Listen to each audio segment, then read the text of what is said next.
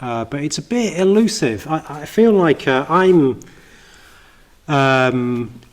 haven't sort of got it. I frequently feel with this teaching that I haven't sort of quite got it. There's something a bit sort of slippery about it.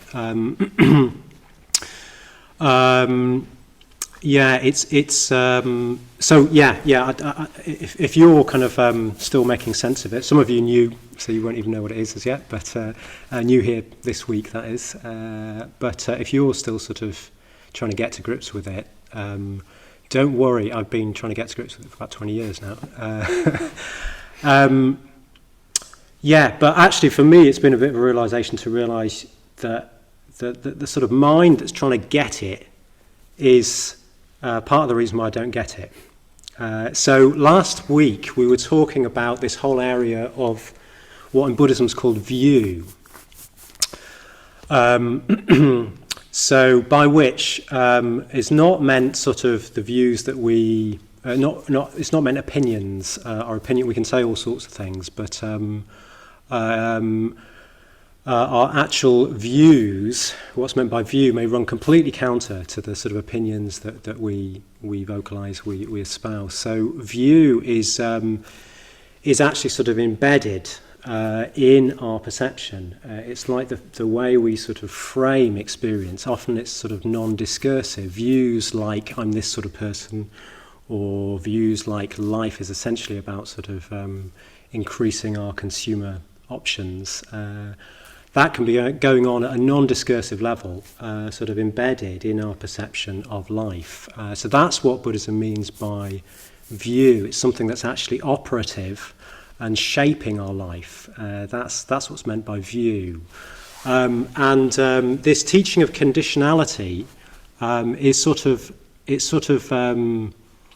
it kind of tends to undermine those views. It tends to sort of erode those views. It's a different sort of species in a way. So sometimes it's talked about as a vision. Conditionality is talked about as a vision as opposed to a view. So the difference it's a bit like all these views, as I say, they're sort of operative. View is a really good word because just like you're standing from a particular point in a valley, you can see across the valley, you've got a wonderful view, haven't you? But there's a blind spot. It's kind of partial. You can't see this side of the valley very well. So views are always sort of always kind of partial, and the blind spot is the ego. So essentially views are operative, they're kind of useful in our experience, but they serve the ego. That's the sort of blind spot.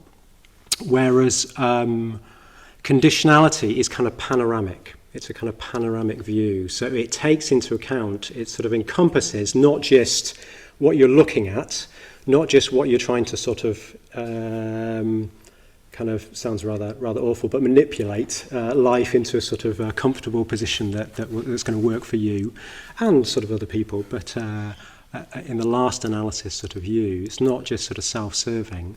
It actually calls into question, well, it encompasses you as well.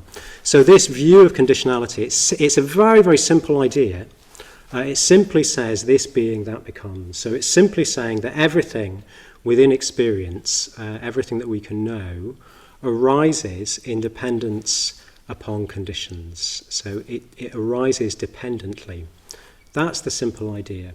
Yeah. So with the arising of this, something else can arise. That thing is not an independent, isolated thing. Actually, it's arisen out of conditions, and everything is like that. But the way in which it's all-encompassing, it's panoramic, is that includes you. So you thinking these ideas that I'm putting before you, me thinking these ideas, that too is conditionally arising. These thoughts, this class is kind of conditionally arising. So you can start to feel a little bit like, ooh, there's nothing to stand on.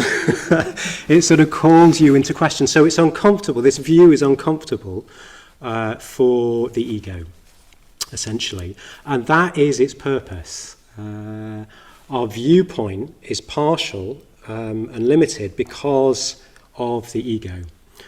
So that's why That's why this view, we can feel, you may feel, I certainly feel like I'm not sort of getting it. That sense of I've got it now is sort of a bit like you pocket the view, you can use it for your own egoistic purposes. There's even a sense of kind of mastery, isn't there? With kind of getting a view like that. I've got it now, great, I understand at last. You never quite feel like that with this view of conditionality. It's ever unfolding further and further into experience. So this is what we were sort of exploring last week. But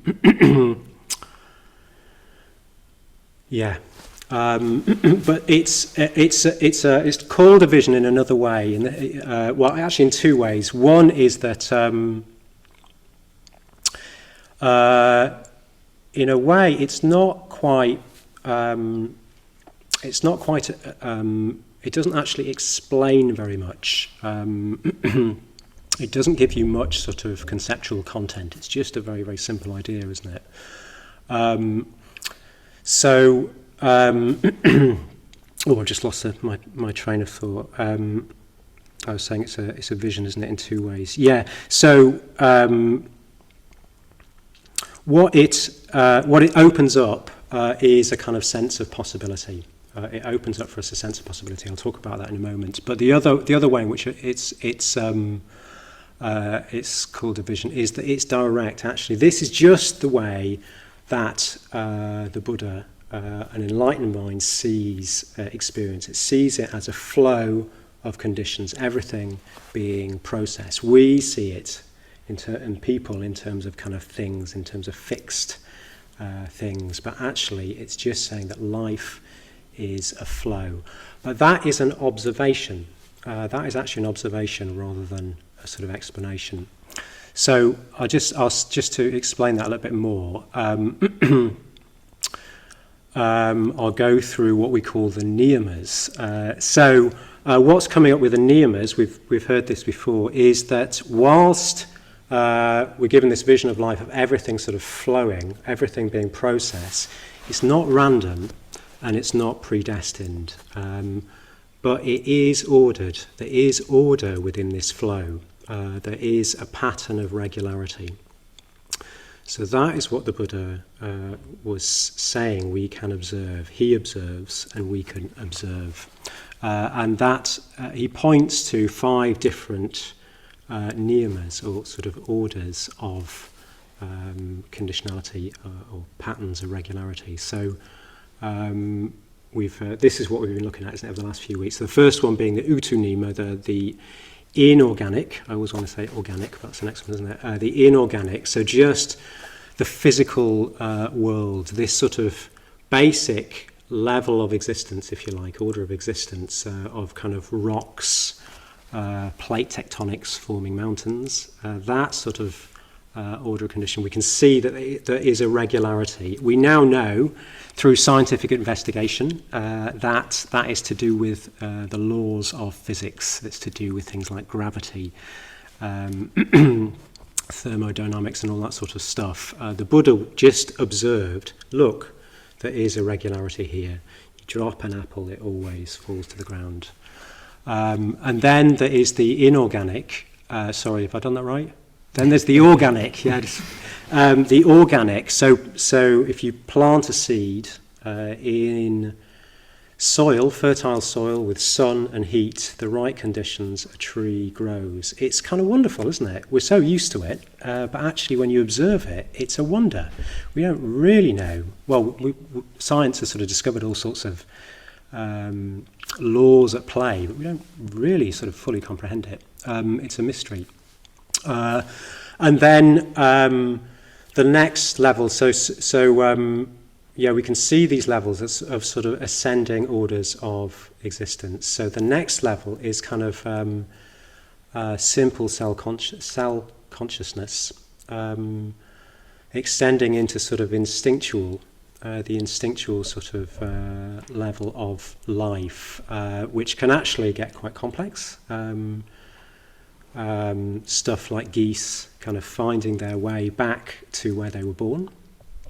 how on earth does that happen? So instinct can be sort of really quite extraordinary and wonderful. You can see how that's another level of existence in a certain way, isn't it?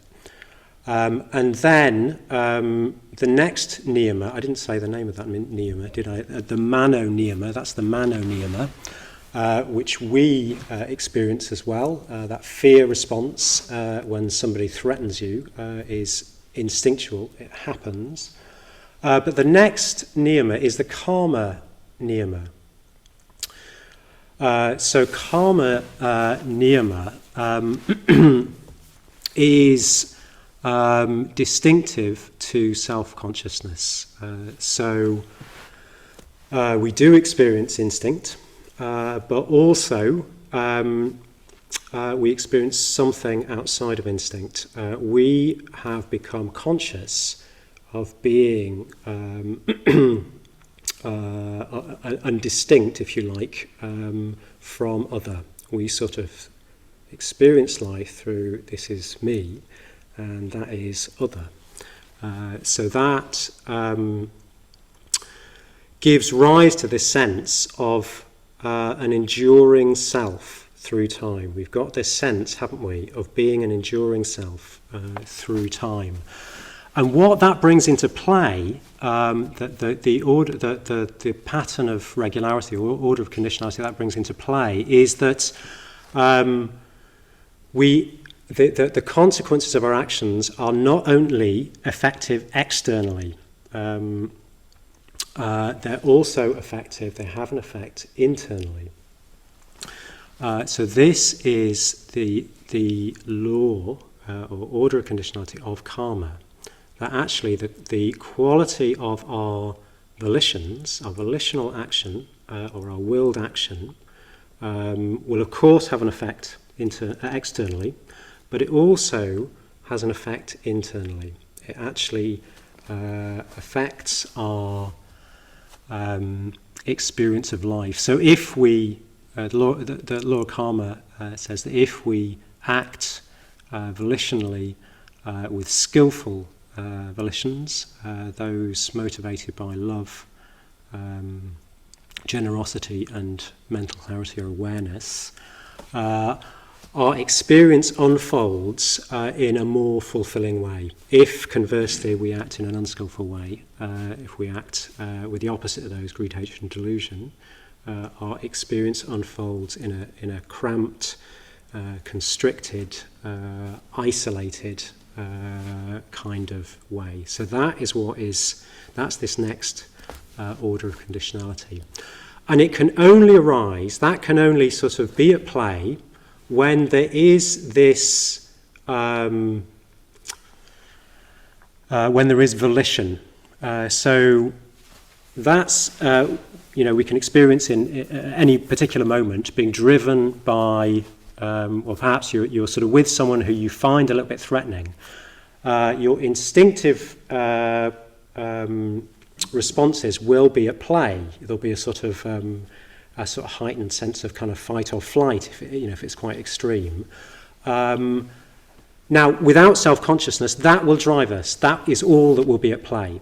But with self-consciousness, volition can override that. We can say, yes, I find this person a bit threatening. We can acknowledge the instinctual conditionality at play, but our volitionality can say, but this is just another human being, can see that's another human being, and can sort of hold us in that place, kind of continuing to be kind. So we've got this new level, new order of conditionality, new level of existence arising in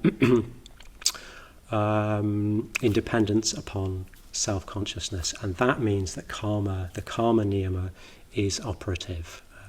There is a new possibility in existence at this level of existence.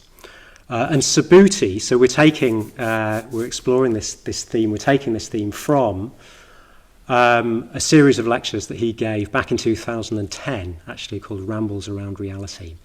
And he says this really interesting thing that he says, so when self-consciousness arises, it arises initially in quite a crude form. It arises in quite a crude form. And that got us kind of thinking and sort of wondering, what on earth does he mean by that? We sort of know what he means, but what precisely does he mean by that?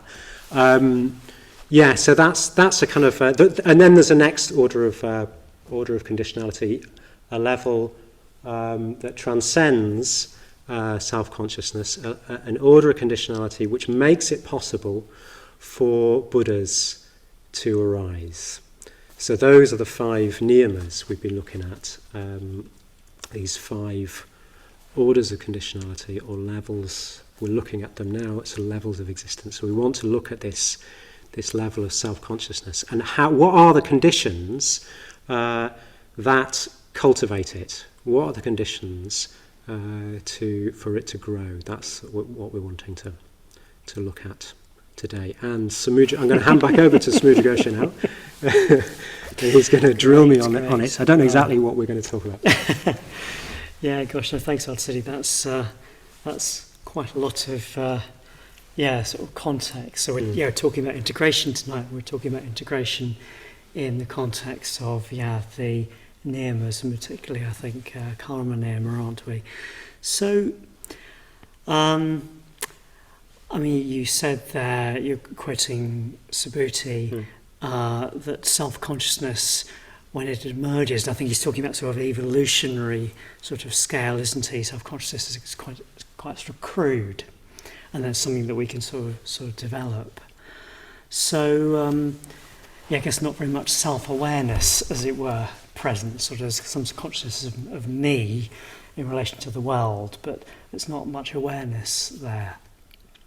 So, obviously, we're wanting tonight to fill this out from your own experience, Arthasiddhi. So, when you first came along to the Dharma, Buddhism, all those years ago, can you relate to that notion of a sort of fairly crude level of awareness? Mm-hmm. How developed was your awareness? Would you say your self-awareness, perhaps particularly? Yeah. I can. I can relate to it. I can relate to it now as well. Some instincts at play, are there? I wasn't mean literally now, but now in my life. I guess I suppose what I understand him to be talking about is there is self-awareness there, but it's pretty dim. So that experience of seeing yourself acting, and you don't quite know why you've acted. You don't know quite what's motivated you to act. You don't really know whether it's a sort of instinctual sort of defence that's kind of pushing you to act, or whether it's something else. Your sort of awareness is just a bit sort of dulled. So you're aware of something going on. You're aware of an impulse. So it's not that it's completely you're completely unaware. It's not like I suppose my sense of the beauty of the animal world is that there's this unself-conscious fluidity. Animals just sort of move by instinct. There's no sort of hesitation. Whereas with us, there's a sort of, I wonder why I did that kind of going on as well. A sort of a subtle awareness that, oh God, was that all right? However sort of blanked over, however ignored. So that's what I understand him to mean. And certainly, when I first came along, that was much more my dominant experience, that I'd feel sort of pulled in this way, pulled in that way, and not quite sure why I was doing things, at least at times. So sort of noticing the pull to act in a particular way, but not much sense of what's going on. And has that changed? No. Sorry, folks. Oh well. So it has changed. I guess I've become more aware of how how fragile and hard-won self-consciousness is, actually, or awareness is, that it really needs sort of protecting and cultivating, that it's very easily lost. You know, you can think you're in a really aware state, and maybe you are, and then before you know it, you've kind of fallen flat on your face, or you've called someone I don't know what, without really sort of thinking about it. So yeah, that's one aspect, just sort of seeing how precious it is in a way, and how fragile, perhaps not quite the right word, but perhaps you see what I mean. So that's one thing. So you developed more of a sense of the preciousness of that quality of awareness. Yeah, certainly, yeah, yep. And I think, yeah. So does that answer your question, or is there more to? Well, has it changed? Has the nature of the awareness changed as well as your appreciation of it? So I suppose one thing is experiencing, I suppose, a greater degree of understanding, a greater degree in experience of awareness of particular sort of impulses arising in the moment. I may not always understand exactly what that is as it arises, and sometimes I will, but I'm aware of it. I'm more continuously aware. How to put it? More of the time, I'm aware of that happening earlier, if you see what I mean, rather than finding myself on the end of it, sort of blurting something out to somebody, not quite knowing why I'm doing it. So more of the time, seeing the volition starting to arise, as it were. Yeah. So I see the process. I'm aware of the process earlier on. I think there's another factor actually, which is more to do with ethics, but maybe we'll come on to that. Well, in a way, that's what I was about to ask. Right. Is obviously there's becoming aware of our volitions, isn't there, or becoming aware of your volitions, and before they turn into action. And then there's noticing when you do act, or even if the action's on a mental level, like you've got hold of a particular desire, as it were, or aversion. There's noticing what effect that has upon you. There's, as you said, there's the effect out there, but then in terms of karma, there's the effect in here. So is that something have you noticed in certain ways the effects of certain types of mental states, certain volitions? I have, yeah. Give us some examples. Okay. There's probably a range of examples and a range of processes of becoming aware. Actually, some of them, slow and painful, and some of them less so. So I suppose an example for me that comes up is becoming vegetarian, actually. So I kind of always admired vegetarians, but I thought I could never do that. I like the taste of meat too much. A sort of end of argument. That was it. And then it was coming into contact with Buddhists that I can't remember exactly what was said to me, but it just sort of made me look at it another way. So I decided to try it out. I decided I'd try becoming vegetarian. And I guess there were a few things that became apparent then. One was that actually it wasn't as difficult as I thought it was. I thought it was going to be really difficult. I'd be missing out on what I liked. So it would just be sort of misery, I suppose. But, the other thing was that actually I wasn't really aware that whilst I was getting what I liked, meat, I was actually in conflict. Underneath, there was part of me that admires vegetarians, and I was sort of dulling my awareness of that. So I was actually in conflict. So it's made me aware that actually our ethical sense is sort of, there's something innate. There's a sort of natural sense of empathy that I was sort of covering over. And I had to cover it over because of the way I was acting. I had to sort of dull my awareness dull my sort of natural sense of sort of empathy for the animals that I was eating, in order to continue to eat them. So what I experienced instead when I became a vegetarian was that I could still enjoy my food, and I felt better about myself. I felt happy that I was doing what I sort of believed or naturally sort of felt was true, you could say. Natural, yeah. I wasn't sort of dulling that natural feeling. And actually, there was another element to that, and that was that I felt a sense of possibility. I felt, oh, okay, I can live more like that, actually. I can live more the way that I actually, according to my values, I suppose. That's the way of putting it. So that's a...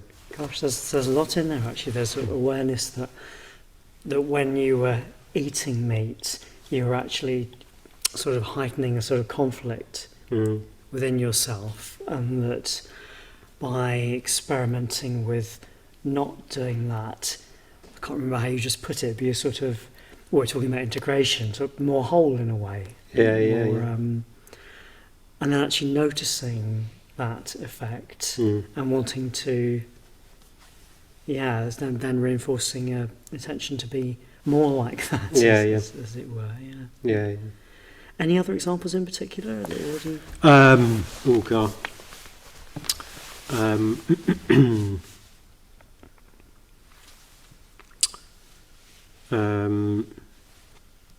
There are probably loads of examples. They just sort of slipped out of my mind. I suppose one that's more live for me is just when people get angry with me. I sort of I don't like it. I do not like that. And I either want to sort of, there's an impulse to sort of defend or withdraw, respond in kind, and but the thing is, if I withdraw, then actually relationship sort of breaks down. If I react, often it's not really about me. Actually, in these particular instances, particularly when other people are sort of growing, you're trying to help other people grow. People get kind of angry. So I'm just sort of, I'm in process of learning that it's much better to not react and to sort of to love, actually, to respond with love. It sounds, I think it would have taken me a bit of convincing to know that it was possible, actually, a few years ago, but more and more I can see that actually it just works out better. I'm not sort of, thinking about what they said and, think what I'm going to say. I'm free to live my life if I don't sort of respond with a kind of an aversive tendency. And I'm more free to see them and see what is going to be helpful. So it's working ground. Sure. But but there's an aspect there of being more freed up in yourself. So it's an internal as well as an external. Yeah. So there's very much that sense of life, experience unfolding in a more fulfilling way, as a consequence of that. So awareness seems to sort of open out and expand and sort of move towards people. Rather than be sort of internally sort of conflicted over, oh God, they said this, and I can get like that as well, but that's what I mean by awareness. Still seems crude at times, if you get into that sort of crude, not particularly aware state. So our title is The Conditions, isn't it? There must be a huge list, I'd imagine. But what's some of the conditions that have proved important in developing this greater awareness of your own volitionality and its effects?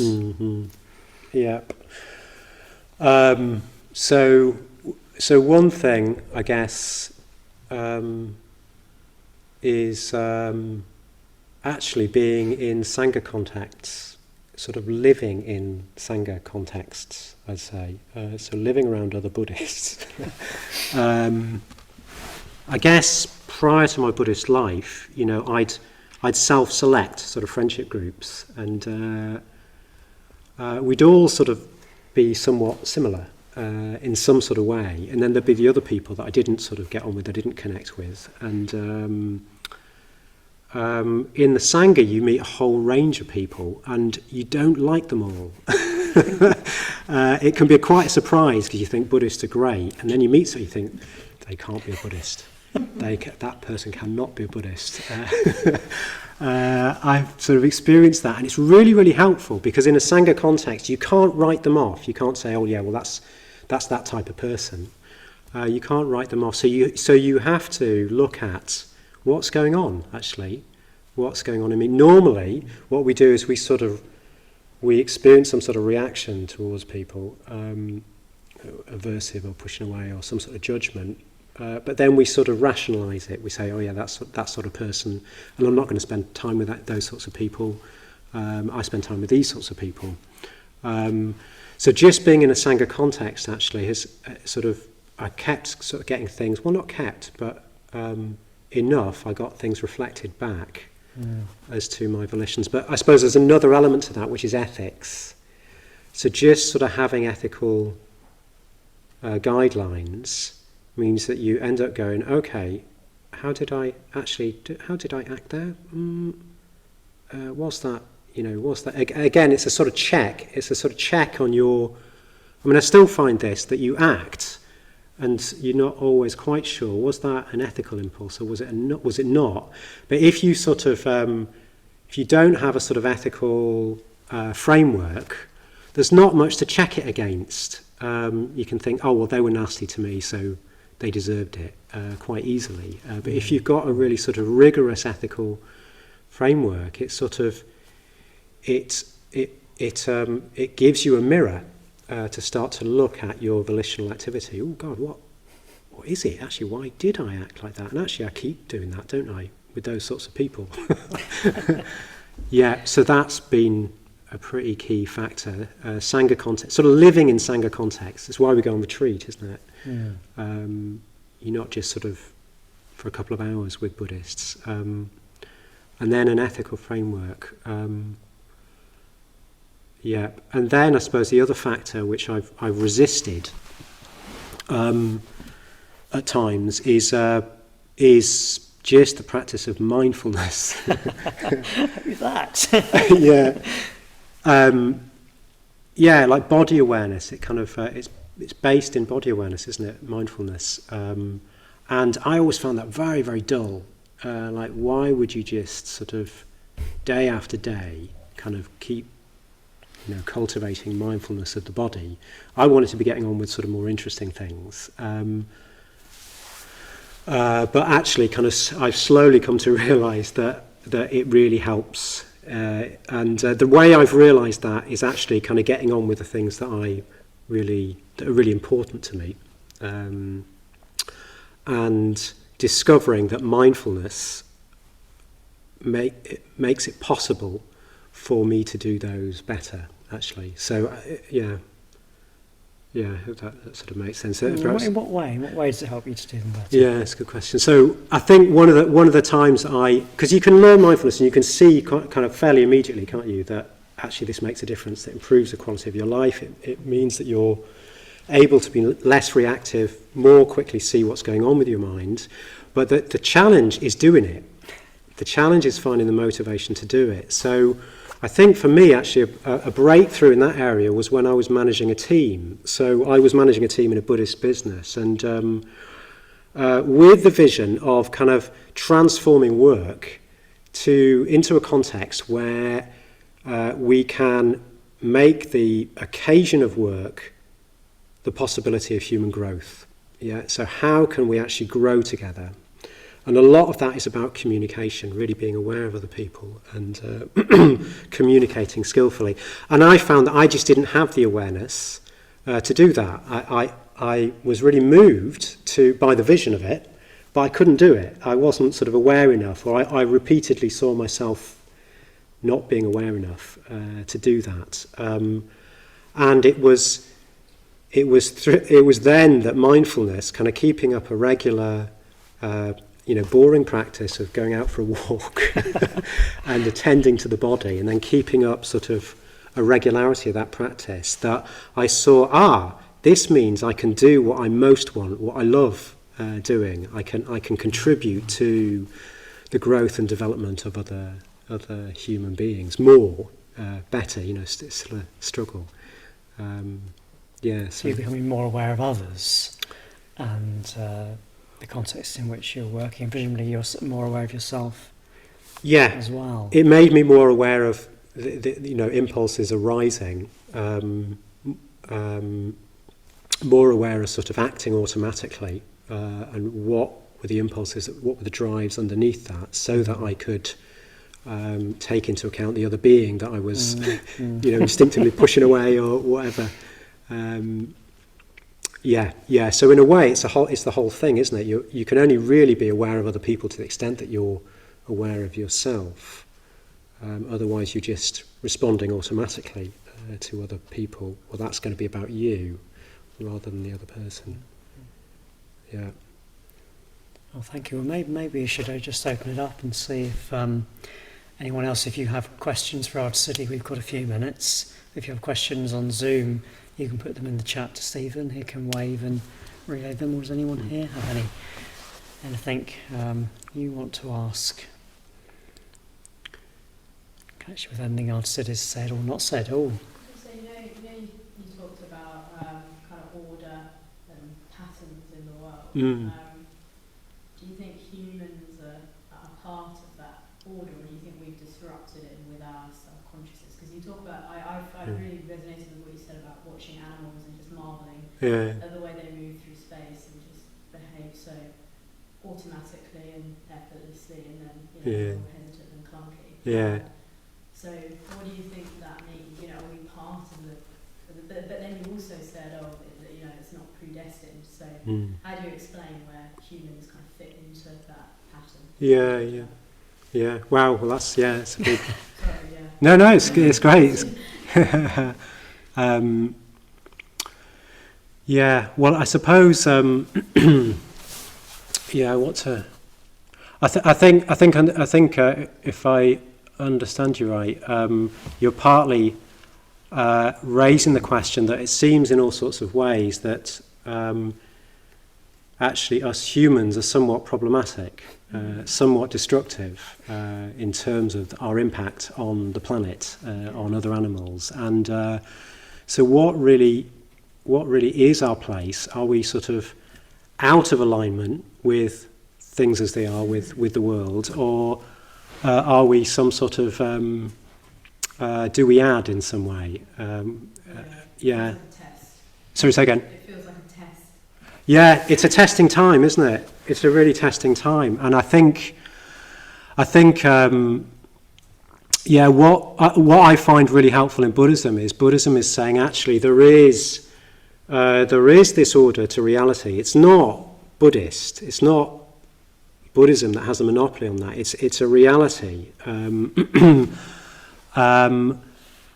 And if we can sort of wake up to that, we can actually sort of align ourselves with it. But most of the time we're in this crude state of self-awareness where we're not really aware of the potential of self-awareness, that actually we can take responsibility for our own minds and start to harness the volitional capacity of human beings and align it with reality. When I say reality, I don't mean like something out there. Like reality, from a Buddhist point of view, is participative.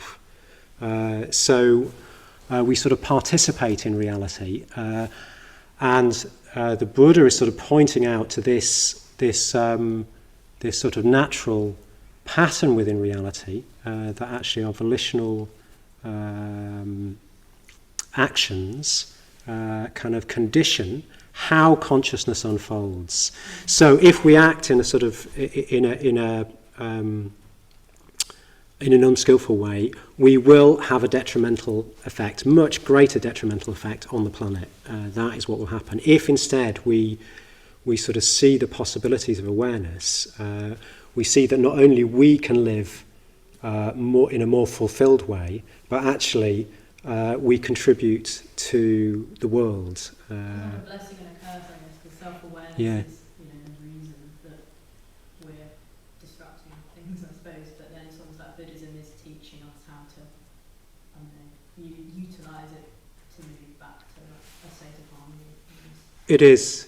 That's right. Yeah. Buddhism would say we're without awareness, our natural automatic mode is out of alignment with reality. It's in disharmony with reality. What we're trying to discover is these tendencies within reality of karma niyama and dharma niyama, which we can align ourselves, come back into harmony, and that is not just a benefit for us; it's a benefit to the whole world.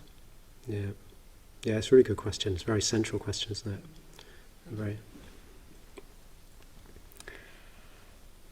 Are there any other burning questions, including from people on Zoom? Nothing so far. No, okay. Well, perhaps we should move to groups. So there's an opportunity here for people both here and online to go into groups. Until when? Till 20 past. 20 past, okay. So that gives you a little over 15 minutes, so groups of 3 or 4, at least if you're here in the theatre. Do the team just want to put your hands up? Thank you. Yep, Great. so gather yourself around